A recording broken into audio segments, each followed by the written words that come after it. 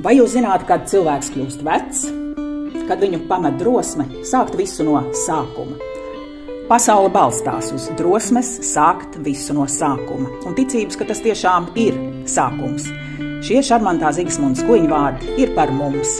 Pirms 10 gadiem tikai 5 pāri ļāvās aizraujošajai dēkai un tapa pirmais senioru tautas deju kolektīvs Ādažos. Šobrīd sadancojam jau 25 braši dēkaiņi. Irēna un Imants, Ināra, Astrīda un lielais Uldis, Mārīte, Brigita, Andrejs un Asja, Ilona, Vilnis, Gundaga, Nora un Raitis, Ingrīda, Sandra un mazais Uldis, Arta, Zanda un Raimonds,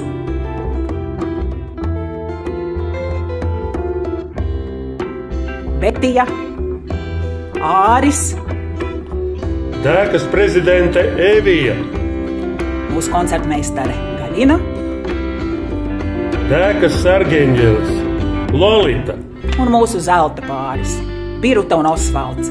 Viņi dēku ne tikai dibinājuši, bet savos 85 gados mūs turpina iedvesmot joprojām.